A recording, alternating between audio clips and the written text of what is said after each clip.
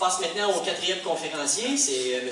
William Audet, qui travaille chez Olympe, qui avait justement un kiosque, un stand lors du congrès. Et puis, j'imagine que William a vu de nombreuses plages, puisqu'il va nous parler de kitesurfing avec des images fantastiques. Je lui laisse la parole. S'il vous plaît, William.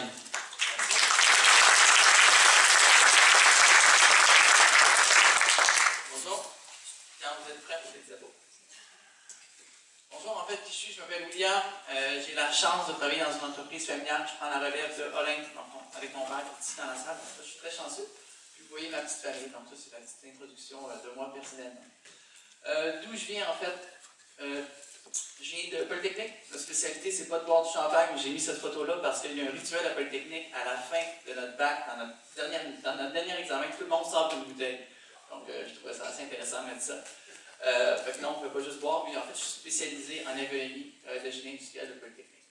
Ma spécialité, c'est tous les sports de planche. Donc, snowboard, surf, wakeboard, skateboard. J'ai fait des compétitions à tous les niveaux au Québec, au Canada, un petit peu partout. Mais en fait, quand je suis arrivé à Montréal, à Polytechnique, tu te fais un ami. Tu te fais un ami, en fait, un meilleur ami à l'école. Tu te fais un meilleur ami, mais ces amis-là, ils jouent au hockey à Montréal. Donc, moi, je n'avais jamais joué au hockey. Puis en fait, ce que ça m'a permis de faire, ça m'a permis de partager cette passion-là avec mon meilleur ami Gabriel. J'ai mis une photo Snapchat pour être un peu cool avec mes oreilles. En fait, j'ai dit, moi je vais lui montrer comment faire en fait du kitesurf. Donc ce que j'ai fait, c'est que j'ai appris à mon meilleur ami, en fait, de Montréal, à faire du kitesurf. Qu'est-ce que c'est le kitesurf? C'est simplement, en fait, un gros cerf-volant qui vous permet de circuler sur l'eau. En fait, c'est comme un sport de voile. On voit souvent des belles photos, des belles images, en fait, le fait que c'est un sport assez lousse. Et vous allez voir, il y a beaucoup d'éléments de sécurité qui sont rattachés parce que le vent, c'est un élément qui est extrêmement puissant, en fait. Puis, c'est important de le comprendre.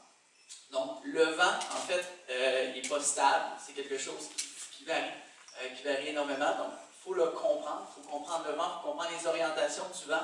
À partir de ce moment-là, quand on apprend quelqu'un de nouveau, en fait, à faire ce sport-là, il faut comprendre le vent, les éléments en fait avec l'eau aussi, donc on deal avec l'eau, puis on deal aussi avec la terre. Parce que vous allez voir, on peut se faire propulser assez rapidement aussi en fait sur la terre. À partir de ce moment-là, moi, mon ami Gabriel, il se trouve, ce qui est important de comprendre en fait, c'est qu'on navigue toujours sur les talons en kitesurf.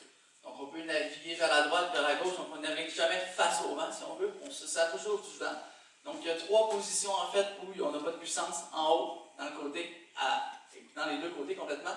Donc, si on voit, on navigue toujours sur les talons. Ça vous permet d'être libre sur l'eau, ça vous permet de vous promener autant dans les vagues. Par rapport au surf, par rapport au ski, par rapport au snowboard, ce qui est intéressant, c'est qu'on est toujours sur la planche. Donc, c'est vraiment comme un sport qui vous permet d'en faire beaucoup.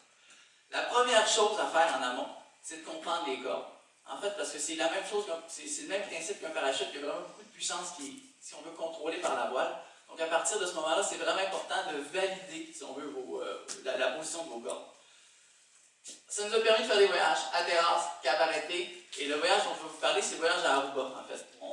Aruba, c'est une des places, en fait, sur la planète où il y a le plus de vent. C'est dans les plus beaux spots de kite au monde.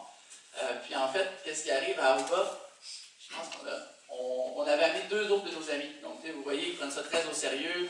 Nos deux autres amis prennent un cours. Donc, à partir de ce moment-là, ils ont des notions de base sur vraiment comment lancer les kites, atterrir, décoller, se promener dans l'eau.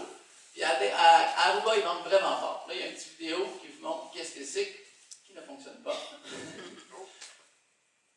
Non, qui ne fonctionne pas. Donc, à partir de ce moment-là, il y avait une vidéo en fait qui vous permettait de voir, si on veut, l'endroit, le spot. Puis il va y avoir une autre vidéo qui ne fonctionnera pas.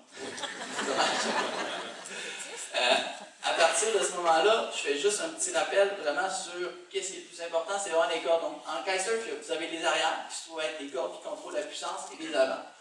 À partir du moment où on inverse une corde, en fait, quand on fait le montage du cerf-volant, quand on inverse les avant, les arrières, on n'a plus aucun contrôle sur la voile. Donc, quand on tire à droite, on va à gauche. Quand on tire à gauche, on va à droite. Là, on avait une fille, en fait, qui recevait un stop par la tête, qui donnait la vidéo.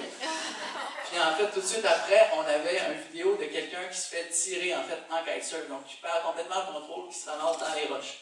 Ce qui est arrivé, en fait, nous, dans notre voyage, c'est que Gabriel, mon ami, il n'a pas pris le temps de vérifier ses cordes lui-même. Donc, il a utilisé, si on veut, les trois amis pour attacher le kitesurf. Vous voyez, il y a une rouge puis une corde bleue, en fait, qui se trouve être les deux arrières.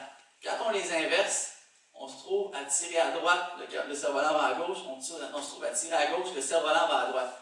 Puis ce qui est arrivé, c'est qu'à vous voyez, il y a tellement de touristes, vous voyez en fait, il y a des blocs de béton à peu près au milieu, en fait. Ils mettent des blocs de béton pour éviter que les touristes aillent sur la plage en voiture. Donc mon ami il est parti en quinquelot, donc le cerf-volant tourne, puis il se fait tirer en fait vers un bloc de béton, il s'est raflé l'épaule.